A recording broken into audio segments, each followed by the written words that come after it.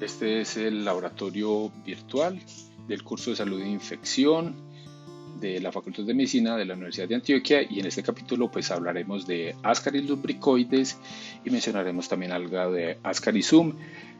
Recordemos que Ascaris es el nematodo más prevalente en el mundo, ¿cierto? En todos los continentes, ha migrado con los seres humanos pues a los sitios donde se ha colonizado desde tiempos inmemoriales, y pues es un gusano de un tamaño muy grande que no pasa desapercibido. En este vídeo pues quiero mostrarles una imagen. Este es un video tomado de YouTube donde miren cómo se ve, logra apreciar eh, el gusano moviéndose. Eso es un video pues en tiempo real. Aquí vamos a ver la parte anterior del gusano.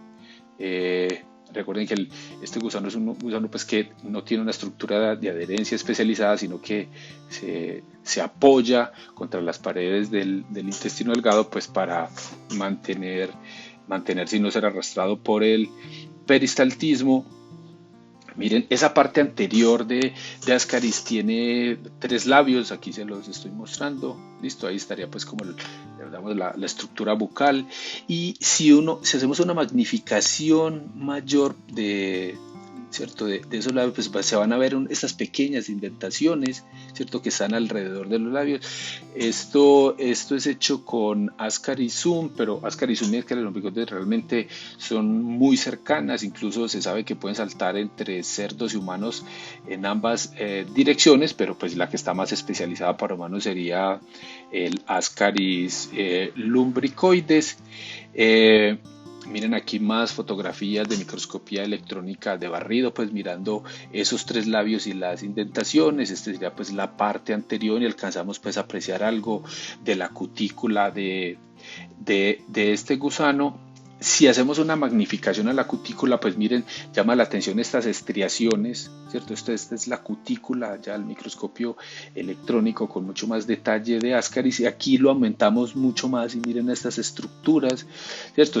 Esto debe ayudar pues digamos, al apoyarse al Ascaris digamos, en esa superficie tan resbalosa que puede ser el intestino. ¿Cierto? El éxito del Ascaris o de muchos otros nematodos, pues para infectar tantas personas, pues tiene que ver es con los huevos, ¿cierto? La gran capacidad de producir huevos y la resistencia de los huevos. Vamos a mirar estos huevos en detalle. Entonces, miren, en estos huevos tenemos un embrión que está aquí al interior, ¿cierto? Aquí machos y hembras deben copular y las hembras van a ser fertilizadas y van a producir estos huevos digamos, fertilizados, y van a estar cubiertos por una capa gruesa, ¿cierto?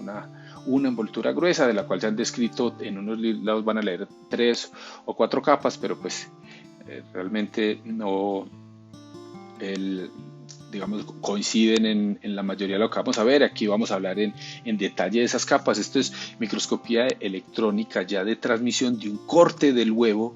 Estas crestas que veíamos allá, pues vendría a ser esta capa, que es un mucopolisacárido de origen uterino. También tiene proteínas que todavía no están muy bien caracterizadas, y se sabe que tiene también una capacidad adherente. Son pegajosos estos huevos, son muy adherentes gracias a esas proteínas, a esos mucopolisacáridos de la capa externa, y que se sabe que son de origen uterino, o sea, vienen de la madre. Después viene una capa muy delgada, se llama la capa vitelina, y luego viene una capa rígida, muy resistente, que está hecha de quitina. La quitina es un polímero de este carbohidrato, de N-acetilglucosamina. Esta es la misma sustancia que tienen los insectos en el exoesqueleto. Le da mucha resistencia al huevo, pero en el caso pues, de Ascaris también está compuesto de unas proteínas. Esta capa pues, puede llegar a medir 2 micrómetros. Ya pues después viene la última capa, que sería esta capa lipídica, que puede ser entre 0.8 y 1 micrómetro. Esta capa lipídica se sabe que ayuda al embrión o que lo alimenta. Se puede ir degradando estos lípidos pues para el metabolismo. Esto que ustedes ven aquí sería el espacio que hay entre esta capa lipídica interna y luego el embrión. Esto que ustedes ven aquí sería la membrana del embrión, y este sería ese espacio. Entonces aquí estarían nuestras 4 capas de los huevos de Ascaris, que le proporcionan alimento al embrión y protección, incluso adherencia. Estos huevos también son muy resistentes. Miren, esto que ustedes ven aquí es unos huevos tomados unas momias egipcias. Estos huevos tienen cientos de años y mire cómo se conserva la estructura del huevo. Esos que ustedes ven aquí son huevos actuales, ¿cierto? Huevos modernos, donde se ve esa superficie como con esas crestas que tienen los huevos, ¿cierto? Esta sería la capa pues más externa. Y miren este huevo antiguo, pues incluso todavía se conserva esa estructura. O sea, la resistencia de estos huevos es tremenda, por ejemplo la capa externa, y eso explica pues la resistencia en el medio externo y el hecho pues de que casi un 20% de la población mundial pues esté infectada o haya estado infectada con este parásito. Esos huevos tienen que sufrir un proceso de maduración, también lo habíamos visto en clase. Entonces arrancan pues desde una sola célula, que ustedes ven acá, miren aquí se empieza a dividir, vemos las dos células, ¿cierto? Vemos cómo van apareciendo, se van dividiendo las células, se va formando incluso aquí ya una gástrula, ¿cierto? Al final pues ya aparece en el J y en el K, estamos viendo ya una prelarva en el J y ya una larva formada en estos paneles K y el L. Al final ya este huevo pues también va perdiendo estas capas externas. Se sabe que eso pues en el medio externo se puede ir deteriorando, y este es el que consumiríamos, y a partir de ese huevo es que saldría ya la larva que nos va a infectar. Esto, miren, estas son otras fotografías. Hablábamos de que los huevos tienen que ser fertilizados por los machos. Pues miren, este huevo es un huevo infértil que también se puede observar pues en el laboratorio. Estos serían huevos fertilizados. Miren, aquí tenemos un solo embrión, ¿cierto? Y vemos cómo se va desarrollando, va apareciendo pues el embrión, y al final esto que ustedes ven es un experimento, pues ya se hace de manera artificial, donde se induce la liberación de la larva, y esto sería lo que ocurriría en nuestro intestino delgado. Recuerden que cuando esta larva sale de acá en nuestro intestino delgado apenas empieza el viaje para la infección, porque tiene que ir por la circulación corazón, pulmón, en el pulmón tiene que hacer una muda, listo, luego sube, la deglutimos y ahí ya sí se transforma a adulto.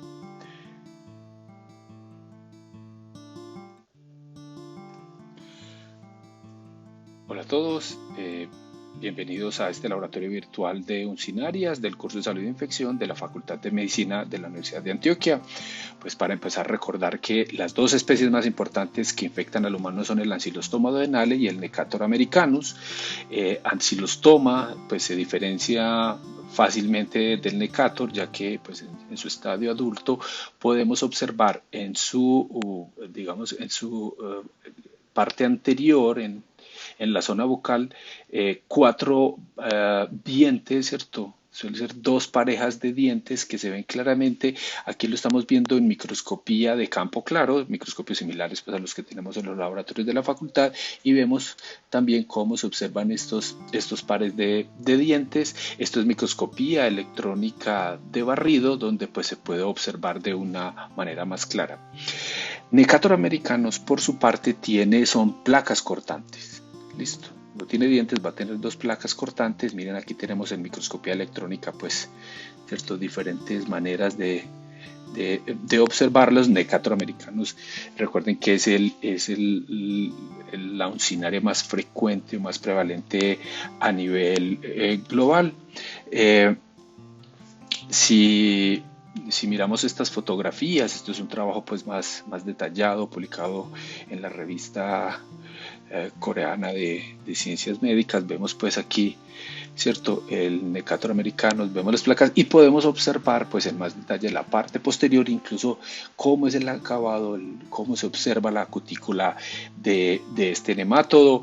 Recuerden que estos organismos son dioicos, tenemos machos y hembras, ¿cierto? Hay una serie de órganos internos.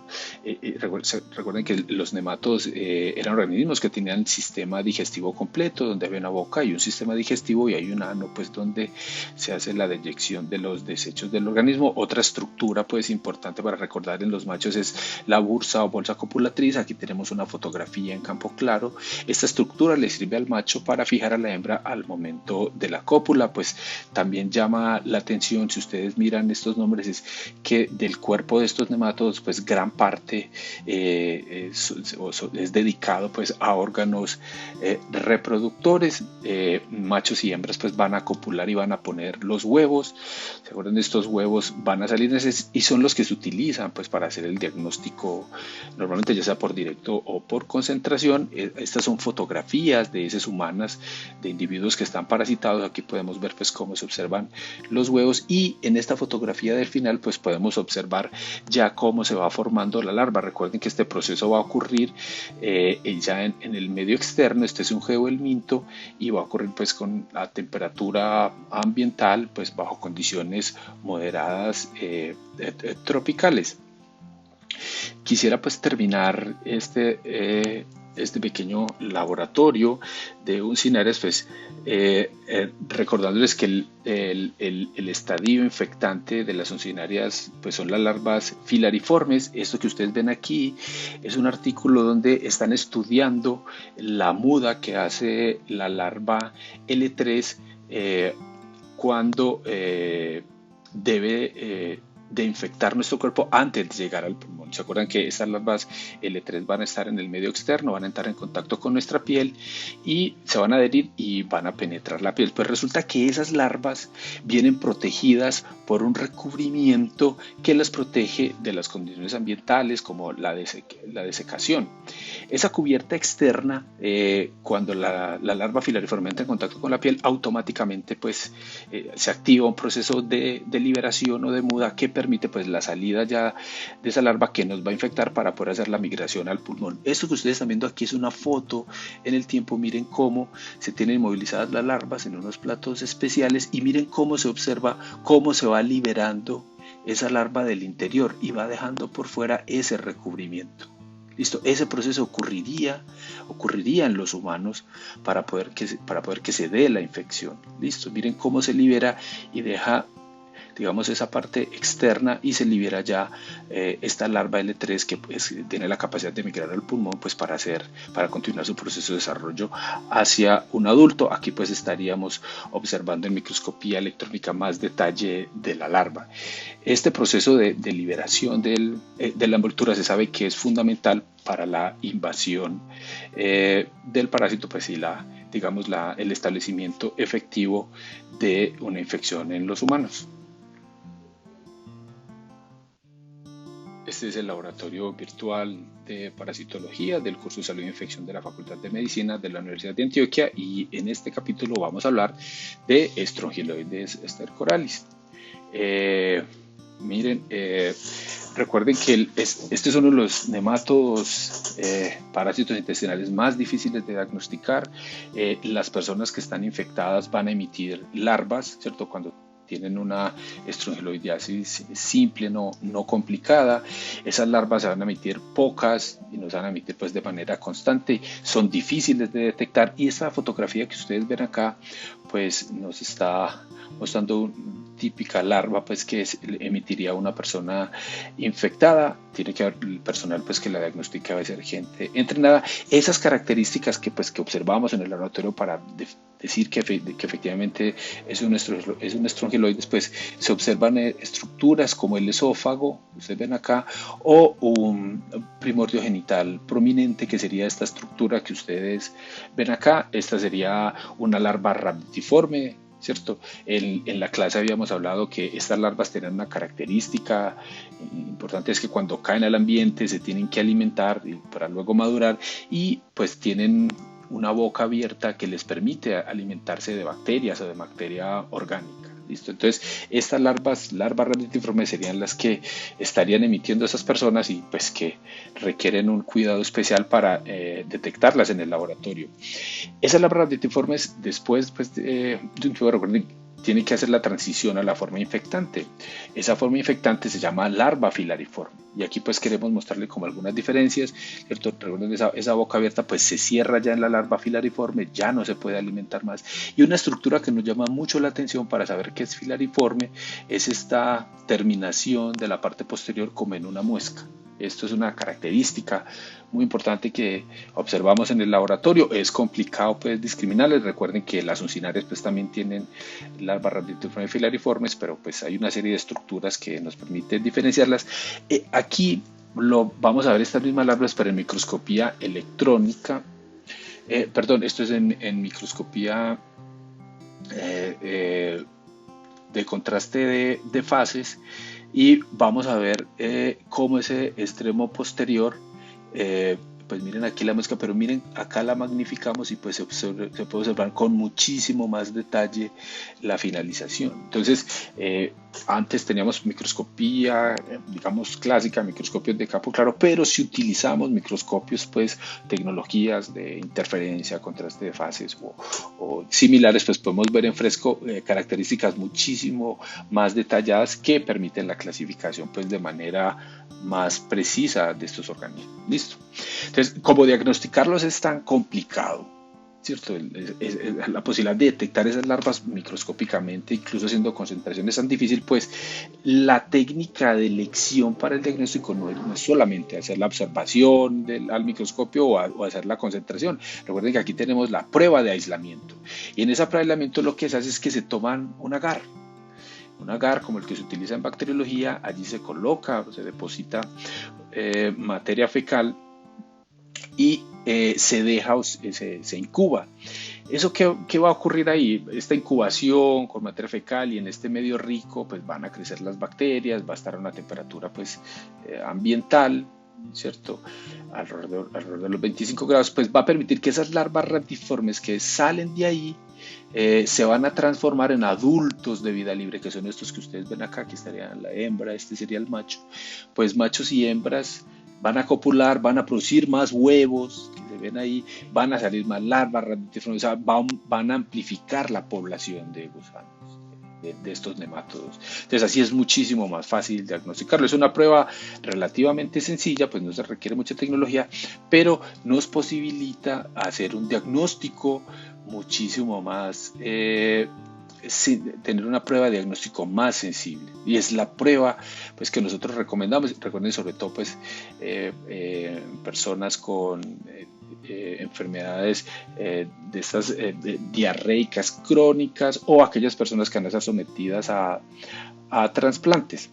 Aquí pues les tenemos un videíto donde vemos cómo a ver, un segundo, listo.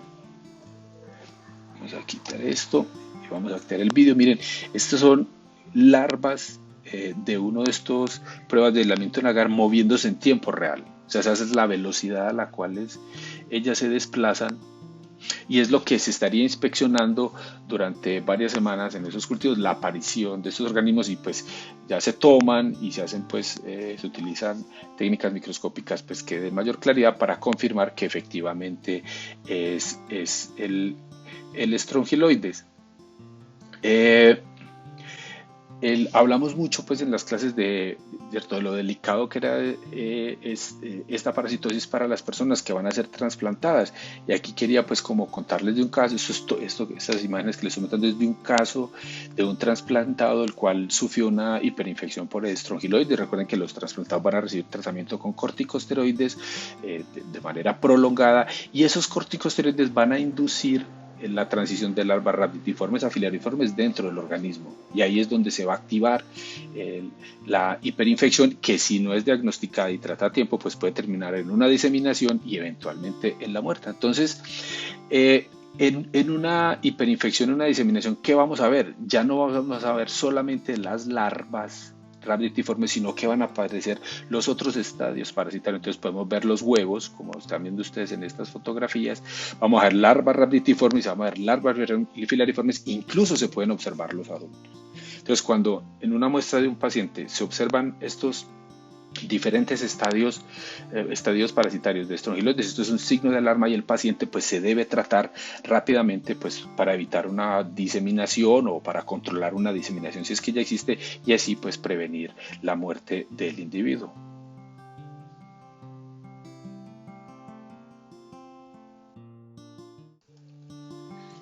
Este es el laboratorio virtual de tricocéfalos de Trichuris trichuria del curso Salud e Infección de la Facultad de Medicina de la Universidad de Antioquia. Vamos a empezar mirando los adultos de tricocéfalos. Recuerden que es un gusano muy particular, que la parte posterior la tiene muy engrosada y luego la parte anterior, ¿cierto? Donde estaría pues el estoma es mucho más delgada. Este es un gusano que llega a medir entre 3 y 5 centímetros los adultos. Miren, aquí tenemos un macho donde podemos apreciar mejor las estructuras internas. Recuerden, pues les decía que aquí en la parte anterior estaría la cabeza, y en esta parte gruesa, pues digamos, aumenta de tamaño el cuerpo del gusano, pues porque aquí se alojan esos órganos reproductores. Recuerden que esto es una característica recurrente en los nemátodos, que hay un gran tamaño o gran parte del cuerpo está dedicado a los órganos reproductores, y pues digamos ahí está parte del éxito digamos, de la capacidad biótica de estos organismos, ya que son capaces, pues, de producir grandes cantidades de huevos, pues, que terminan infectando a las personas. Miren, esto es una microscopía, es observando, pues, la parte anterior del gusano con microscopía electrónica de barrido. Mire, pues, que se alcanza a apreciar muchísimo más detalle de cómo es esa cutícula. Esto que ustedes ven aquí son las aperturas de unas glándulas que tiene el gusano. Vemos también, pues, como la cutícula, pues, toma una forma particular. Estos son los huevos, pues, también observados con microscopía electrónica de barrido. Pero lo interesante de esto es que estos son unas muestras que se encontraron en momias, donde dice Ancient Eggs. Esto que ustedes ven aquí son huevos que tienen cientos de años y que fueron recuperados, pues, de algunos órganos de estas momias. Se ve, pues, cómo se conserva muy bien. Ahora vamos a ver, pues, cómo se ve en microscopía de campo claro, pero recuerden que hay un par de orificios en los extremos por donde, pues, sale la larva. Y aquí, para que los comparemos, estos serían huevos modernos, frescos, ¿cierto? Donde se ve, pues, miren, la típica forma ovalada del huevo y los tapones de albúmina, pues, que tienen en los extremos. Aquí incluso podemos ver el detalle. ¿Listo? Entonces tenemos huevos modernos y huevos recuperados de momias con cientos de años de actividad. Estas fueron unas momias que se estudiaron, pues, en Corea. Veíamos que era muy importante, pues, el proceso de maduración de los huevos. Aquí les tengo unas fotografías. Esto es en Trichuris muris, que es una especie, pues, cercana, donde se puede estudiar más fácil, pero miren cómo empieza y se va formando, ¿cierto? Se va desarrollando, pues, el embrión. Partimos de una masa, pues, que es más amorfa. Miren cómo se va dividiendo, ¿cierto? Los blastómeros, y al final ya, pues, se van desarrollando los tejidos y aparece la larva, ¿cierto? Cuando muchas veces les mencionamos, pues, en el curso, los huevos larvados, pues los huevos larvados donde ya se dio todo este proceso de desarrollo y está la larva lista para salir e infectarlos. Listo. Eso va a ocurrir en el intestino. Recuerden que estos tapones de albúmina se van a digerir, ¿cierto? Nosotros vamos a ayudarle en parte a disolver esto. De hecho, hay bacterias también que se sabe que se van a adherir acá, van a ayudar a disolver esta estructura para que salga la larva en el intestino delgado, la cual va a migrar al intestino grueso, pues, para volverse adulto. Aquí, pues, tenemos unos ejemplos de huevos degenerados, luego, pues, unos huevos que no lograron desarrollar el embrión, y al final de este proceso, pues, eso es un proceso hecho de manera artificial, porque esto ocurriría en el intestino. Vemos cómo se logra, pues, cómo la larva logra salir, y esto lo ocurriría, pues, en el intestino delgado en aquellas personas, pues, que se están infectando por el parásito. Bienvenidos a este laboratorio virtual de Enterobius vermicularis u oxyurus del curso de salud e infección de la Facultad de Medicina de la Universidad de Antioquia. Vamos a empezar mirando unos adultos del oxyurus. Recuerden que el oxyurus se conoce como el gusano, pues, aguja o pinworm en inglés, ya que la parte posterior termina, ¿sí ven?, con esta estructura, pues, muy delgada. En la parte anterior tiene unas extensiones de la cutícula que le sirven para fijarse de la mucosa del intestino, y que suele causar bastante irritación. Recuerden que los huevos de este gusano no van a ir a la luz intestinal, sino que se van a poner alrededor de la zona perianal de manera activa, van a quedar ahí adheridos. Los huevos, si los miramos en microscopía de campo claro, lo podemos ver de estas diferentes maneras. Tenemos, pues, huevos en una muestra de materia fecal, que es poco frecuente verlo, ya que están adheridos. A veces se ven, pero pues no es, digamos, no es el examen de elección porque no tiene mucha sensibilidad. Aquí lo tenemos en solución salina, donde se ve translúcido. Y si se tiñe con Lugol, pues podemos ver el mismo huevo, pues pero con una coloración diferente. En el test de Graham, del cual vamos a hablar al final, pues estos huevos se montan en una cinta, se adhieren a una cinta eh, con una cinta pegante transparente, pues normal de papelería, y luego pues se adhiere a un portaobjetos, y al mirarse en el microscopio pues los vemos mucho más translúcidos. ¿Listo? Entonces es el mismo huevo que lo podemos observar dependiendo pues las condiciones microscópicas que estemos utilizando, pues los podemos ver de diferentes maneras. Son huevos muy resistentes. Miren, esto que ustedes están viendo acá es un huevo que se logró extraer de un coprolito, o sea, de materia fecal fosilizada. Estos son unas momias de Corea, pero son huevos pues que se logran identificar que son de Enterobius vermiculares. Listo, esas momias, pues estas muestras tenían cientos de años y ya se ve pues pues obviamente no están vivos, pero se ve la resistencia de las estructuras externas de estos huevos.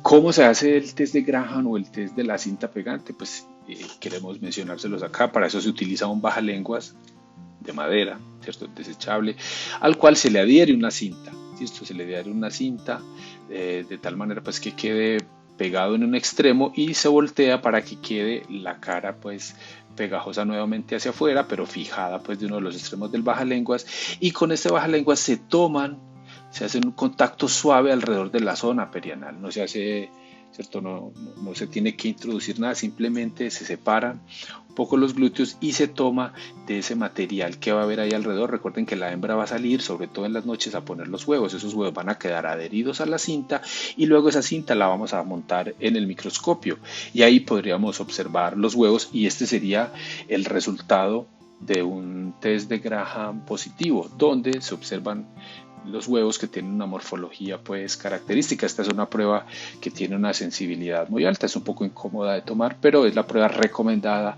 y que nos va a dar más sensibilidad para el diagnóstico de esta parasitosis.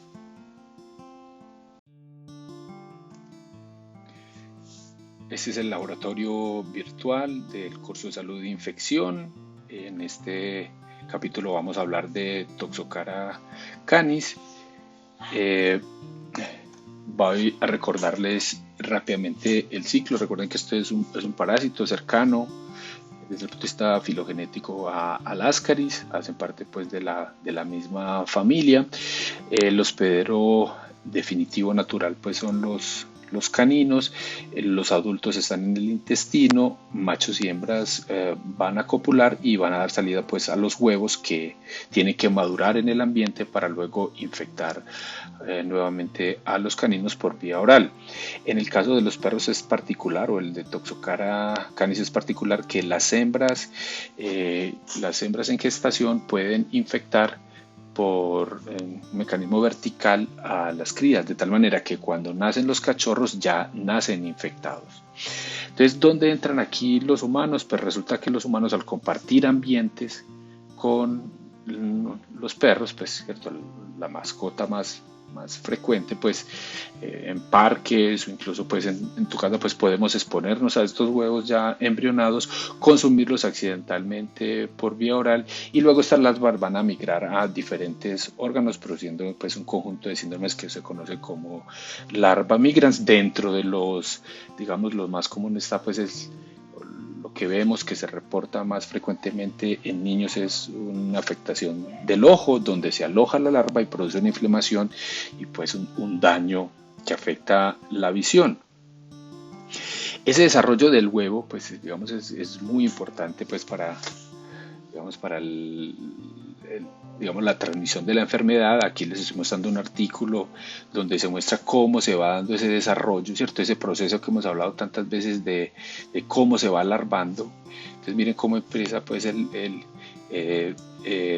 huevo a dividirse en las células, ¿cierto? Se va haciendo la división, se van formando pues ya, o se van especializando los tejidos hasta que al final se forma, digamos, ya la larva en el huevo larvado. Esta sería la forma ya infectante. Este proceso va a ocurrir, como les decía, a una temperatura ambiente, pues, ¿cierto? En condiciones favorables ambientales. Estos huevos son muy resistentes. Se sabe que pueden durar hasta 2 años en el medio externo. Hay trabajos donde toman muestras de parques donde la gente lleva a los perros, hacen la extracción de los huevos y se dan cuenta pues que los huevos están viables, incluso pues como les decía, hasta por periodos de 24 meses. Otra manera pues de ver estos huevos es por microscopía electrónica de barrido. Miren aquí ya cómo se alcanza a percibir de manera muy diferente este huevo. Todo esto que ustedes ven aquí son huevos de Toxocara. Listo, aquí tenemos la escala pues que tenemos en micrómetros, y aquí, cierto, miren esa superficie, de hecho se parece un poco a la de Toxocara. Estas estructuras aquí las vemos en mayor detalle, pues sabemos que tiene que ver con la, digo, hay una, digamos, hay unas proteínas especiales que están alojadas en esa capa externa y que tienen que ver mucho con la adherencia de los huevos. La adherencia es un tema aquí importante para poder garantizar la transmisión de la infección, o el hecho pues que si nos exponemos a ellos pues podamos llevarlos y pues si accidentalmente contaminar nuestros alimentos o los alimentos de otros para terminar pues digamos infectándonos con el parásito.